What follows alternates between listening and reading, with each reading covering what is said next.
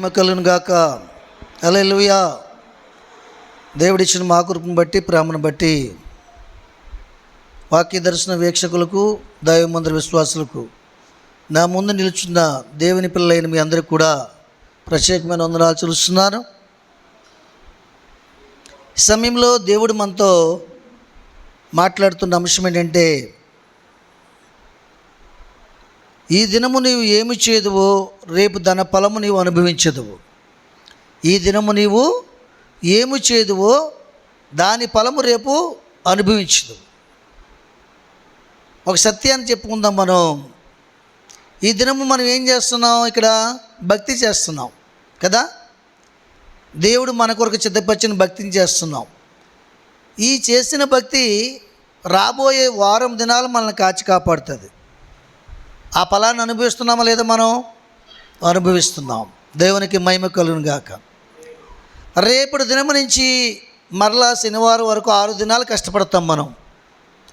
రేపటి దినం కష్టపడిన దాన్ని కొంత ఖర్చు పెట్టుకుని కొంత ఇష్టావస్థలు కూడా దాచుకోవడం జరుగుతుంది.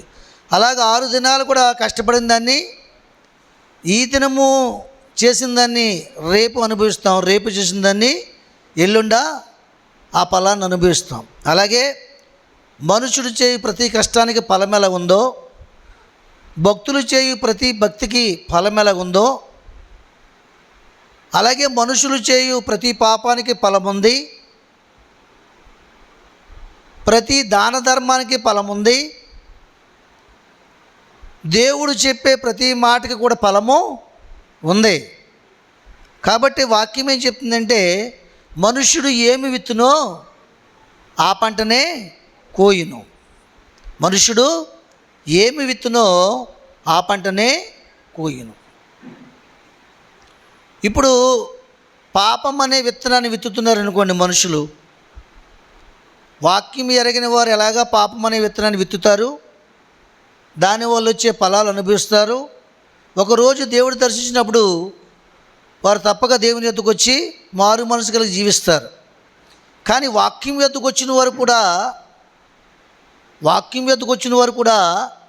వాక్యమును మనసులో పెట్టుకోక, వాక్యానుసారంగా జీవించక, వారి భక్తి శ్రేష్టమైన భక్తి చేయక, వారు కూడా పాపం అనే విత్తనాన్ని విత్తివారు ప్రపంచంలో లేకపోలేదు. దేవునికి మహిమ కలుగును గాక. వారే భక్తిహీనులు. భక్తిహీనులు అంటే ఎవరు అనుకుంటాం? మనం అనుజనాంగం అనుకుంటాం. కాదు. భక్తిహీనులు అంటే దేవుని పిల్లలయ్యండి, దేవుని చిత్త ప్రకారంగా జీవించిన వారు, వాక్యం యొద్దకు వచ్చి వాక్యం వినుచు వాక్య ప్రకారంగా జీవించిన వారు, వాక్యాన్ని విని విడిచిపెట్టి వాళ్ళ ఇష్టాన్ని వారు నెరవేర్చుకునేవారు, శరీరానుసారంగా జీవించేవారు, శరీర కోరికలను కలిగి జీవించేవారు, శరీర ఇచ్చలను, శరీర కోరికలను, శరీర ఉద్దేశములను, శరీర హృదయ ఆలోచనలను, తలంపులను కలిగి జీవించేవారు. ఇలాంటి వారందరూ కూడా పాపం అనే విత్తనం విత్తేవారే. ఆమేన్. కాబట్టి పాపం అనే విత్తనం విత్తేవారు పాపం అనే పంటనే కోస్తారు. ఎందుకంటే మన కళ్ళ ముందు కనబడుతుంది. మన కోనసీమ ప్రాంతంలో ఎక్కువగా వరి పండుతుంది. ఆ వరి చుట్టూ అరటి చెట్లు పండుతాయి. అరటి చెట్లకి పైన కొబ్బరి పండుతుంది కదా. ఈ 3 పంటలు ఒకే దగ్గర దొరుకుతాయి మనకి. ఎక్కడ? చాల మధ్యలోను, ఏమండి, చాలగట్ల మీద ఇవన్నీ దొరుకుతాయి. కాబట్టి ఈ యొక్క అరటి చెట్లు వేసినటువంటి గట్టు మీద అరటి గల్లే వేస్తుంది, అరటి పళ్ళు ఇస్తుంది. కొబ్బరి మొక్కలు నాటాడు అనుకోండి, కొబ్బరి చెట్లు కొబ్బరి కాయలు ఇస్తాయి. వరి నాటితే ఆ ఖాళీ ప్రదేశం అంటే వరి పంటను ఇస్తుంది. ఈ సంగతి మనందరికీ కూడా తెలుసు. అలాగే పాపం అనే విత్తనం విత్తువాడు పాపం అనే పంటను కోసుకుంటాడు. భక్తి అనే విత్తనం విత్తువాడు భక్తి ఫలాన్ని, భక్తి ధైర్యాన్ని పొందుకుని విశ్వాసంలో చక్కగా జీవించి పరిశుద్ధుడైనటువంటి గుంపులో ఆయన చేరి పరలోక రాజ్యానికి వారసత్వాన్ని సంపాదించుకుంటాడు. దేవునికి మహిమ కలుగును గాక. అయితే మనం ఏ గుంపులో ఉన్నామన్నది ప్రశ్న ఆలోచన చేసుకోవాలి. పాపం అనే విత్తనాన్ని విత్తేవారుగా ఉన్నామా? వాక్యం అనే విత్తనం దగ్గరకు వచ్చి, వాక్యం అనే జీవజాలం దగ్గరకు వచ్చి, మన హృదయంలో విత్తనమును దేవుడు వాక్యమును నాటినప్పుడు వాక్యం అనే జీవజాలముతో దాన్ని సంరక్షించుకుని పోషించుకుని మారు మనసు కలిగి జీవిస్తున్నామా లేదా ఇంకనూ కూడా పాపం అనే విత్తనముతో మనం పోషింపబడుతున్నామా అన్నటువంటి ఆలోచన ఎంతైనా చేయవలసిన అవసరత దేవుని పిల్లలైన వారందరికీ కూడా ఉన్నది. అయితే ప్రియులారా, ఇక్కడ కొంతమంది భక్తులు మీకు చూపిస్తాను చూడండి. దావీదు చిన్నప్పటి నుంచి కూడా చాలా క్రమమైన వాడు. ఏమండి, యెషయా కుమారుల్లో అందరిలో కల్లా చాలా క్రమమైన వాడు, తగ్గించుకుని జీవించేవాడు, క్రమంగా గొర్రెలు మేపేవాడు, ఏమంటే తండ్రికి ఆదాయం చేకూర్చుకునేవాడు, చక్కగా ఎవరేమన్నా పట్టించుకునేవాడు కాదు, తన పంతం చేసుకుంటూ వెళ్ళిపోయేవాడు. ఈ క్రమాన్ని చూసి దేవుడు దావీదుని ఇష్టపడ్డాడు. ఇష్టపడి ఏం చేశాడు, సమూయేలుని పంపించి నువ్వు అభిషేకించిన యొద్దకి తీసుకురమ్మని చెప్పాడు. వచ్చిన తర్వాత ఏం జరిగింది, అభిషేకింపడినటువంటి ఇశ్రాయేలుకి ప్రజలకి రాజు అయ్యాడు. ఆ తర్వాత ఏం చేశాడు ఆయన, ఇంత తెలిసి ఇంత క్రమంగా ఉండి దేవుడు ఆయనతో మాట్లాడు, ఇదిగో పాడి ఆవులు కాపరి నీకు మానిపించి, కాపుదల మానిపించి ఇశ్రాయేలు ప్రజలకు పరిపాలించే భాగ్యాన్ని నీకు అనుగ్రహిస్తానని చెప్పి పిలిచినప్పుడు కూడా ఆయన ఏం చేశాడు, మరి ఆయన దాసుని యొక్క భార్యతో బెత్షెబతో పాపము చేశాడు. ఆ చేసిన దాన్ని బట్టి ఏ పంట కోసాడు, తన గర్భాన తనకు కుమారుడు పుడుతున్నాడని సంతోషంగా ఆనందంగా సంతోషించాడు. కానీ ఆ కుమారుడు పుట్టిన తర్వాత ఆ కుమారుడు ఒక బలహీనుడయ్యి కొన్ని దినాలకే చనిపోయి ఇవ్వాల్సి వచ్చింది. కారణం ఏంటి, ఇతను పాపం అనే విత్తనాన్ని విత్తాడు కాబట్టి శిక్ష అనే పంటను అక్కడ కోసాడు. దేవుని స్తోత్రం. అదే దావీదు ఆ సంగతి జరిగిన తర్వాత పాపాన్ని ఒప్పుకుని విడిచిపెట్టి పరుపు తేలినంతగా ఏడ్చి మారు మనసు పొంది పశ్చాత్తాపం పొంది దేవుని సందులో మరలా దేవుని కొనియాడి దేవుని చిత్త ప్రకారంగా జీవించినప్పుడు దేవుని చేతే సాక్ష్యం పొందుకున్నాడు. ఏమని, దావీదు నా హృదయానుసారి. ఆమేన్. చూసారా, మరి మనుషుడు ఏమి విత్తునో ఆ పంటనే కోయును.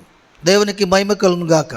చూడండి, ఒకరోజు ఒక ప్రవక్త ఆయన మరి ఎక్కడ ఎలీషా దగ్గర అయినా ఏలీ దగ్గర అయినా శిష్యుడిగా చేరాడు. చేరి మరి శిష్యర్కం జరిగిస్తున్నాడు. ఆ క్రమంలో దేవునికి ఇవ్వడం నేర్పించాడు ఆయన.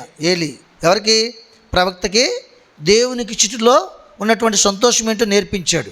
ఆ నేర్పించిన విధానాన్ని బట్టి ప్రవక్త ఏం చేశాడంటే తన యావదాస్తిని కూడా ఖర్చు పెట్టి దేవుని కొరకు, అది చాలక మరి అతనికి పలుకుబడిన దగ్గరల్లా కూడా అప్పులు చేసి మరి దేవుని పనిలో ఖర్చు చేశాడు. ఖర్చు చేస్తే ఒక దినము అలా కాయలా పడి జరుగుతున్న ఒక దినము ప్రవక్త చనిపోయాడు.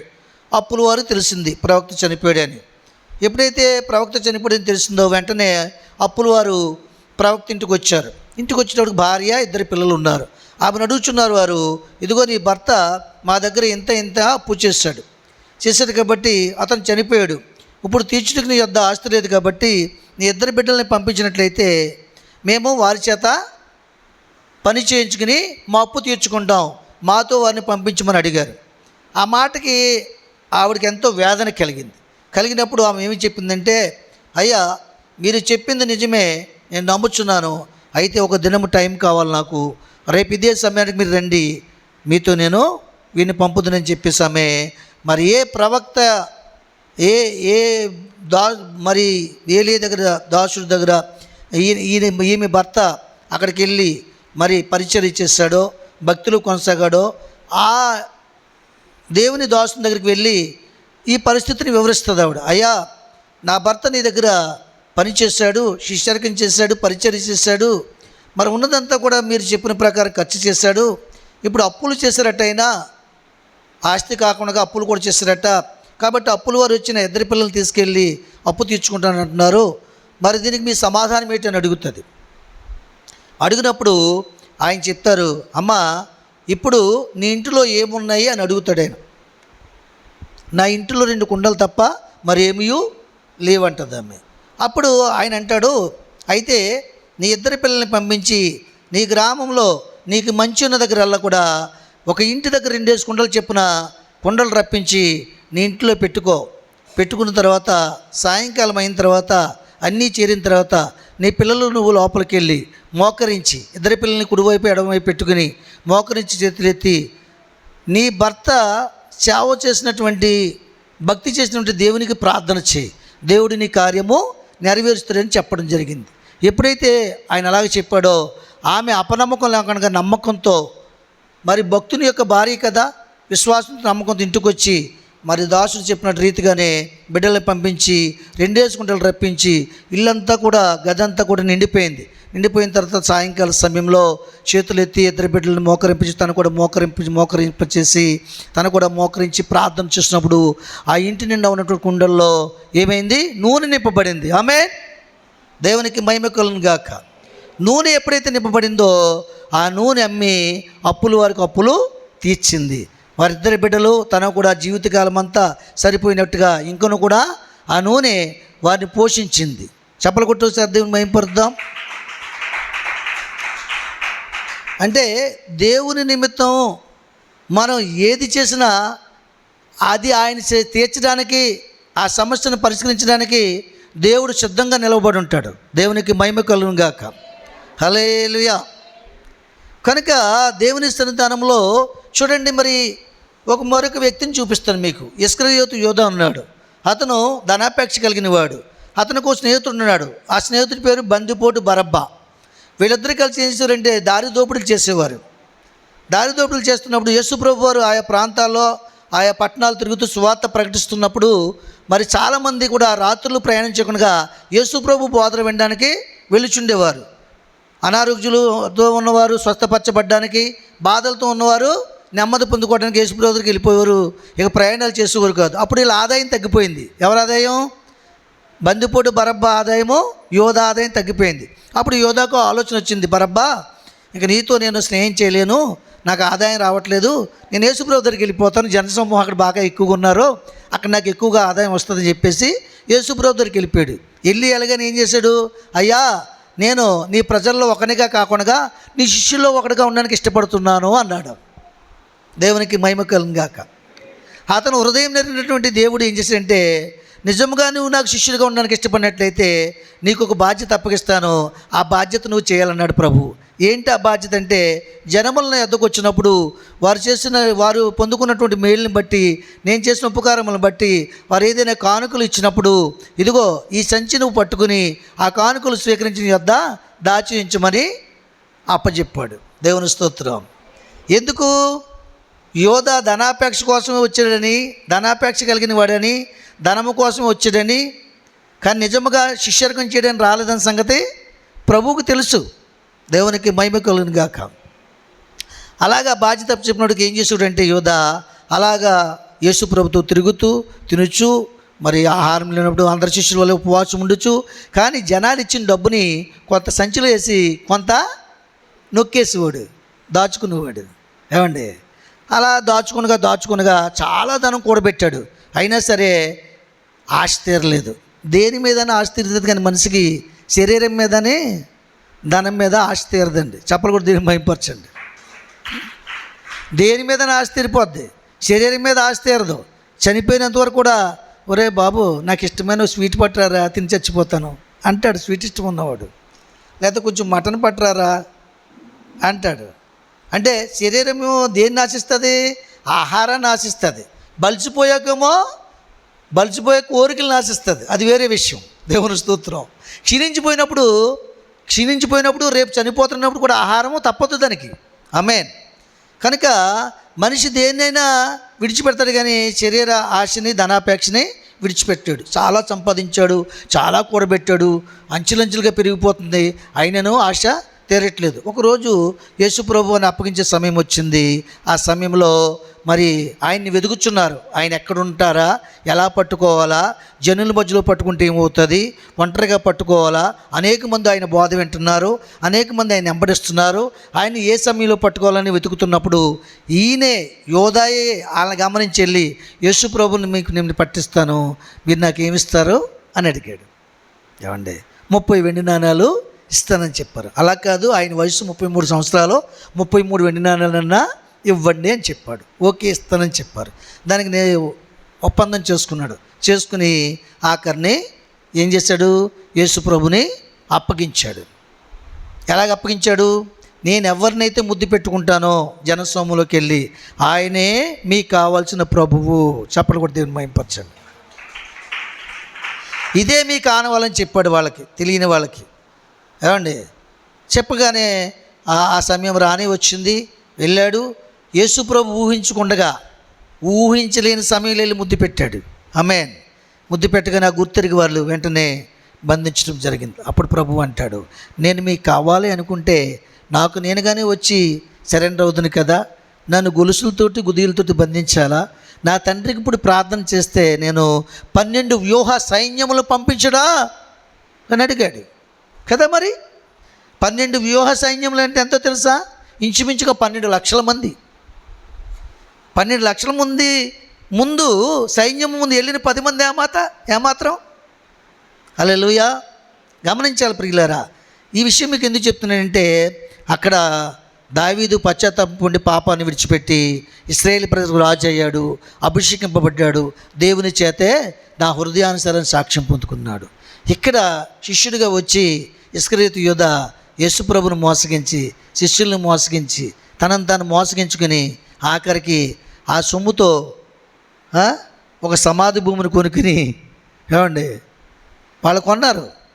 తర్వాత యేసుప్రభుని అప్పగించినప్పుడు సిలువకేస్తున్నప్పుడు ఆ బాధలు భరించలేక చూసి మళ్ళీ జాలి పడిపోయి కన్నీరు కార్చి నాకొద్దు మీ డబ్బు ఉంచుకోండి అంటే, మాకెందుకు, నువ్వు అడిగింది ఇచ్చాం, మాకు కావాల్సింది తెచ్చుకున్నాం ప్రభువుని, కాబట్టి ఈ సొమ్ము నువ్వు నీ కొరకు నీ సమాధి కోసం సిద్ధపడడానికి ఓ స్థలం కొంటాం, నువ్వు చనిపోతే అక్కడ కప్పెట్టడానికి పనిచేద్దని ఓ స్థలం కొని ఇచ్చేసారు అతనికి. ఆ తర్వాత అతను ఆ స్థితి కూడా లేకుండా ఉరిపోసుకుని చనిపోయాడు. ఆమేన్.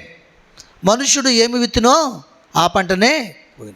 యేసు ప్రభు యొద్దకు వచ్చి కూడా మనం వాక్యమును వినొచ్చు, ఇంకా యోధా వలె వాక్యము వినొచ్చు కూడా ప్రభువును అప్పగించేవారుగా, ఆయన గాయములు రేపేవారుగా, ఇంకా మోసకరమైన జీవితం, భర్త దగ్గర అబద్ధం ఆడడం, కొడుకుల దగ్గర అబద్ధం ఆడడం, భార్య దగ్గర అబద్ధం ఆడడం, అన్నదమ్ముల దగ్గర అబద్ధం ఆడడం, చీటోళ్ళు ఎవరైనా వస్తే లోపల భర్తను పెట్టి లేడని చెప్పించడం, ఇలాంటివి మానేయండి.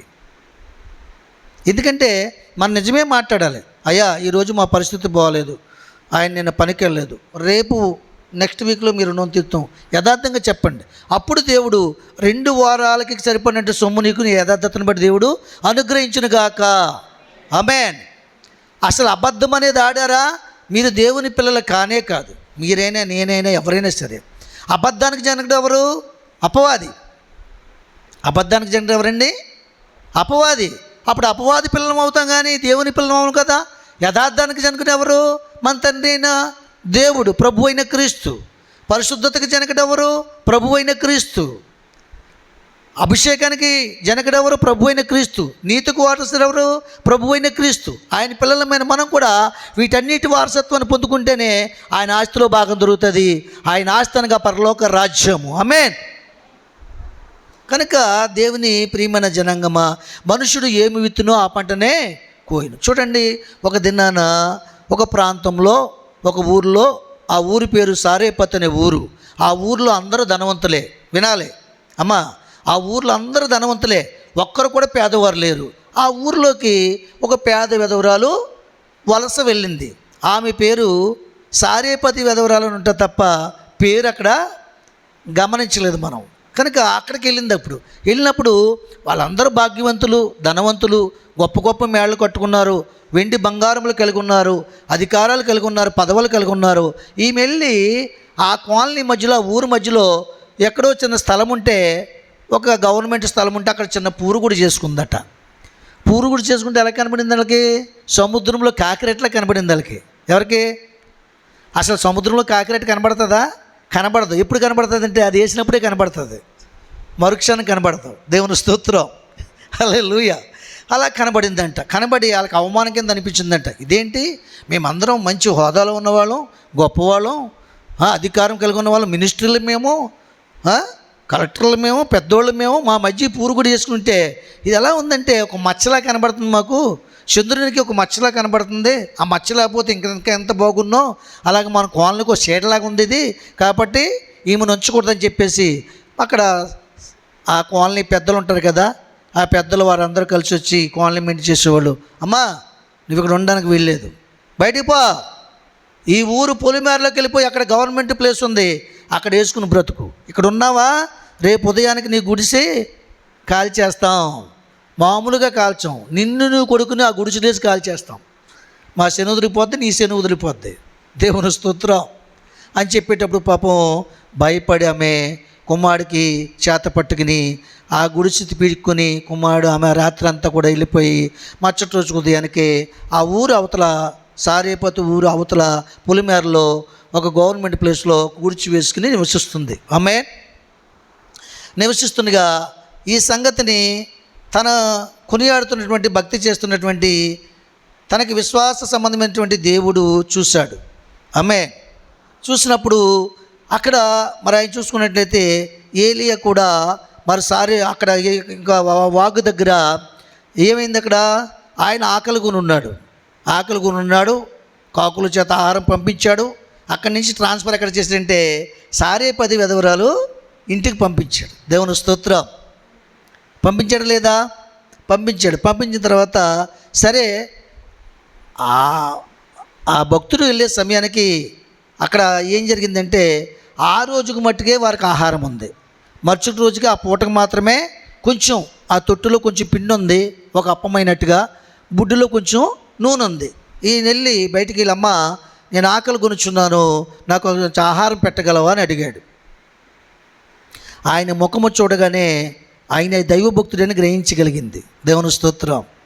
ఆయన ముఖము చూడగానే ఈయన ప్రవక్త, దేవుని మాటలను ప్రజలకు చేరదీసే గొప్ప ప్రవక్త అని నమ్మింది.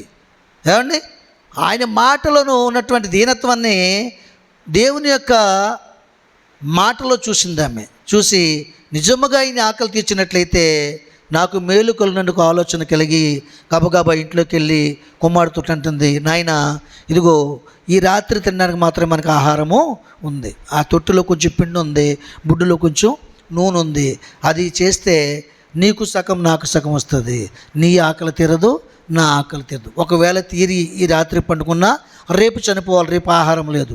ఇక్కడ ఎవరు మనకు ధర్మం చేసేవారు లేరు, అందరూ మనం త్రోసివేశారు. వాళ్ళ ఇంటికి వెళ్ళి అడిగితే మనల్ని కొడతారు తప్ప మనకింత ఆహారం కూడా పెట్టరు నాయన.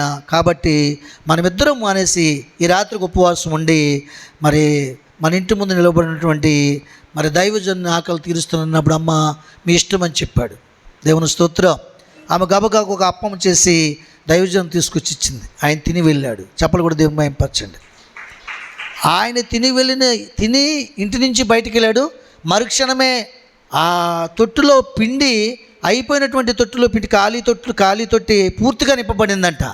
దేవునికి మహిమ కలుగుగాక. ఆ బుడ్డు కూడా పూర్తిగా నూనెతో నింపబడిందంట. మరుసటి రోజు ఉదయం చూసేటప్పటికి ఆ రాత్రి ప్రార్థన చేసుకున్నాడు, ప్రభువా మేము వెలివేయబడిన వారము, ఏ ఆధారం లేనటువంటి వారము, మనుషుల చేత విసర్జింపబడిన వాళ్ళము, మనుషుల చేత త్రోసివేయబడిన వాళ్ళము తండ్రి. అయితే దినముతన ప్రభువా ఈ రాత్రి మా ఇంటి వద్దకి ఒక భక్తుడు వచ్చున్నాడు. నీ యొక్క ముఖస్వరాన్ని, నీ మాటలు ఉన్న నెమ్మదత్వం దాసుని స్వరములు విన్నాను నాయనా, అతను నేను ఇచ్చి ఉన్నాను తన ప్రభువా, నీ చిత్తమైతే రేపటి దినాన్ని మాకు ఆహారము సిద్ధపరచండి. నేను ప్రార్థన చేసుకుని పండుకున్నప్పుడు మరుసటి రోజు ఉదయం ఒక అద్భుతాన్ని చూసింది. దేవునికి మహిమ కలుగును గాక. హల్లెలూయా. చూసినప్పుడు ఆ ఖాళీ తొట్టంతా నింపబడిందంట, ఆ నూనె బుడ్డు కూడా నింపబడింది. ఎంత ఆశ్చర్యము!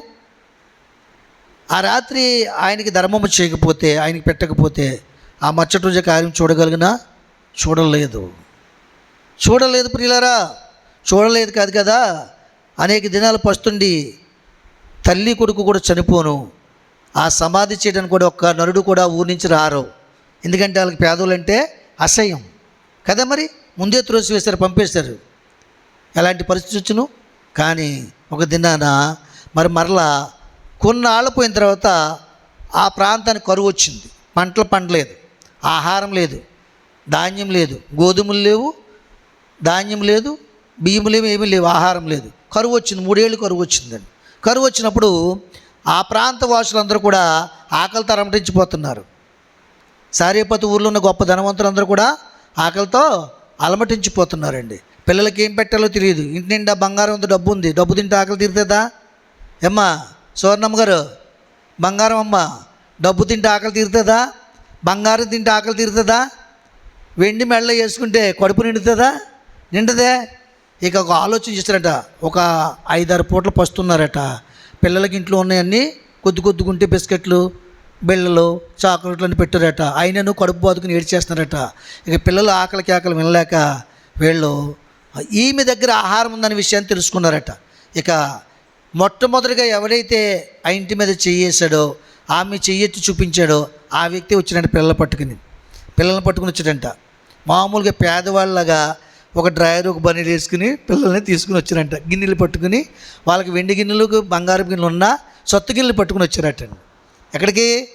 సారేపతి వెదవరాలంటే సొత్తు గిన్నెలు పట్టుకుని వచ్చారట. వచ్చిన తర్వాత అంటున్నారట, అమ్మా భవతి భిక్షాందేహి, అమ్మా మా ఆకలి తీర్చమ్మా అని అడుగుచున్నారటండి.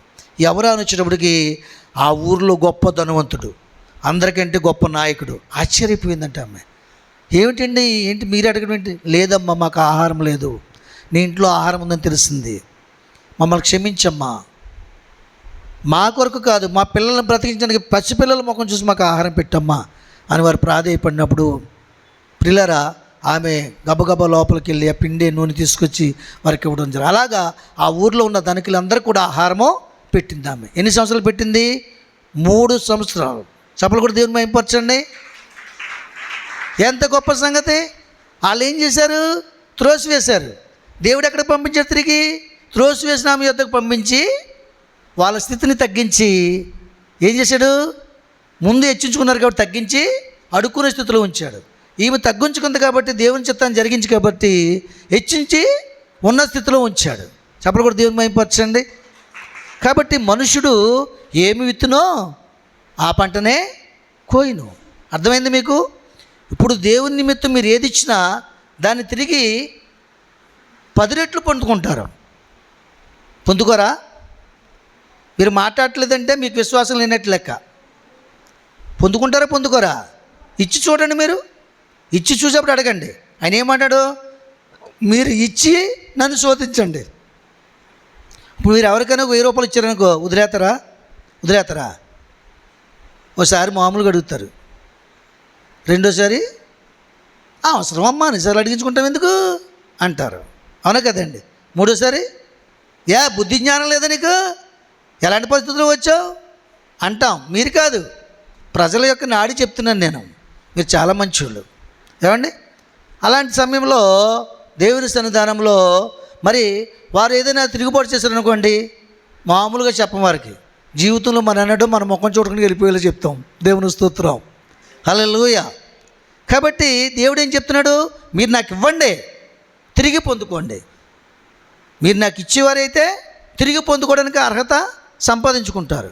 మనుషుడు ఏమి విత్తునో ఆ పంటనే కోయును. ఎందుకంటే ఇక్కడ ఒక మాట చూపించి ముగిస్తాను చూడండి. మీకు లోకాసు సువార్త 6వ అధ్యాయము.